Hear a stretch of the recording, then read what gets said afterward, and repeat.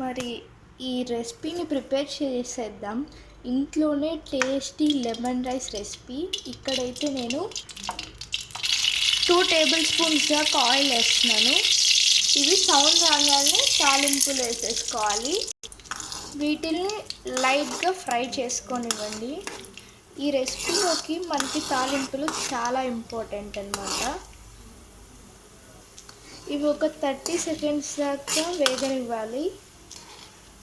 మీకు ఏదైనా రెసిపీ కావాలంటే కామెంట్ చేయండి, ఖచ్చితంగా ట్రై చేద్దాము. వీటిని ఇలా కలుపుతూ ఉండాలి. అండ్ ఇవి క్రాంచీగా వేగంగానే వీటిల్లోకి 1 కప్ ఆనియన్స్ వేసి ఫ్రై చేసుకోవాలి. 1 కప్ ఆనియన్ కోసం నేను ఇక్కడ 1 ఆనియన్ అయితే తీసుకున్నాను. వీటిని లైట్ గోల్డెన్ కలర్లోకి వచ్చేదాకా ఫ్రై చేసుకొనివ్వాలి. వీటిని 1 మినిట్ దాకా ఉడకనివ్వాలి. 1 మినిట్ తర్వాత ప్లేట్ తీసి చూస్తే అది ఇలా ఉండాలి. అండ్ వీటిని లైట్గా మిక్స్ చేసుకుంటూ 1 కప్ దాకా మిర్చీస్ వేసుకోవాలి. అంటే 1 మిర్చి లేదా 2 మిర్చీస్ వేసుకోవాలి. మీ ఘాటుకు తగినంత వేసుకుంటే సరిపోతుంది. వీటిని కొంచెం ఘాటు పోయేదాకా ఫ్రై చేసుకోవాలి. అంటే ఒక 10 to 15 సెకండ్స్ ఫ్రై చేసుకుంటే సరిపోతుంది. 10 to 15 సెకండ్స్ తర్వాత ఇందులోకి మనం ఒక 1/2 టీ స్పూన్ కారాన్ని యాడ్ చేద్దాము. అండ్ 1/2 టీ స్పూన్ కన్నా తక్కువన్నా యాడ్ చేయొచ్చు, కానీ ఎక్కువ యాడ్ చేయకూడదు, ఎందుకంటే ఇందులోకి మంట ఉండకూడదు.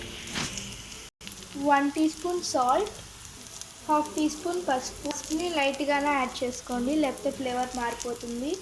ఇప్పుడు స్టవ్ని సిమ్లో పెట్టి వీటిని బాగా మిక్స్ చేసుకోవాలి. ఇందులో 1 కప్ లెమన్ వాటర్,